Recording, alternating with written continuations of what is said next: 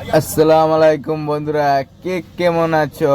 আজকে আবার একটা নতুন ব্লগ নিয়ে চলে এলাম। আজকে দেখাবো মালিটর কিভাবে গাড়ি ওভারটেক করতে হয়। ওভারটেক করার পরে কয়লা ওভারলোড নিয়ে আসবো, দেখাবো। তোমরা দেখতে থাকো, ভালো লাগলে লাইক আর কমেন্ট করবা। চলো দেখা যাক।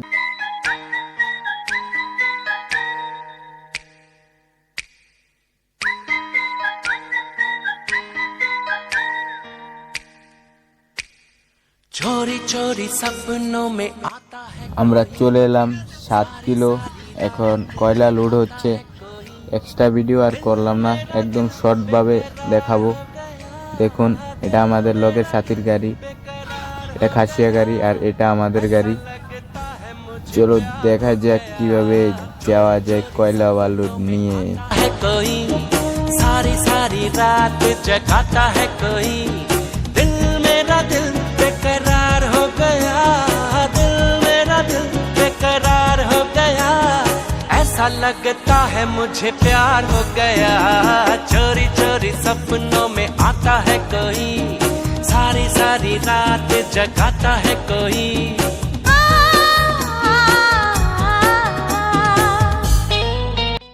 আমরা এখন টপ সিমেন্টের নামতাছি। এই টার্নিংটার মধ্যে ওই জেসিবি কাজ করতে এই জায়গাতে আছি।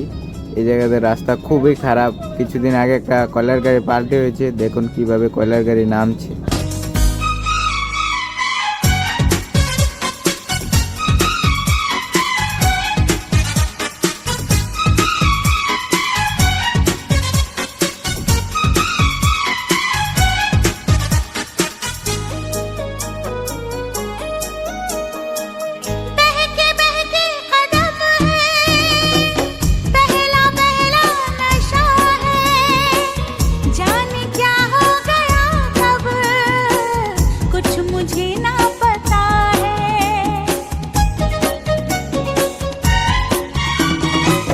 अपनी दीवानगी का हाल कैसे सुनाऊं, हो रहा दिल में क्या क्या कैसे उसको बताऊं, कैसे उसको बताऊं।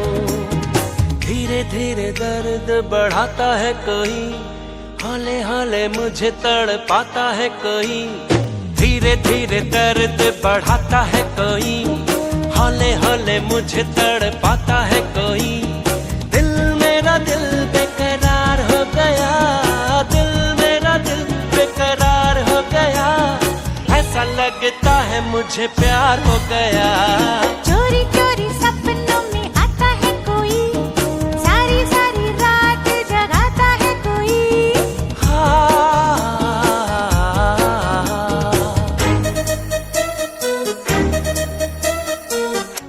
আর এই টার্নিংটা হলো সোনাপুর মন্দিরের টার্নিং।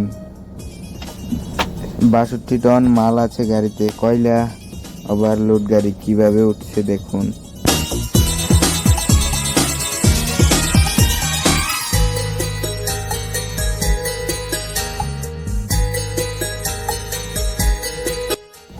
আর এটা হইলো সোনাপুর গোলাই টার্নিং, যেটাকে আমরা 2 নাম্বার টার্নিং বলি। होश उड़ता नहीं था, चैन खोता नहीं था। अब तो करवट बदल के रात भर जागती हूँ, रहती हूँ खोई खोई, जाने क्या सोचती हूँ, जाने क्या এখন আবার মালিটর চলে এলাম। আবার লাইন গাড়ির লাইন শেষই হয় না গাইস। মামু এখন রেস্ট করছে, আমি এখন অল্প একটু চালাচ্ছি। এই আর কি আমাদের লাইফ। कैसे मुझको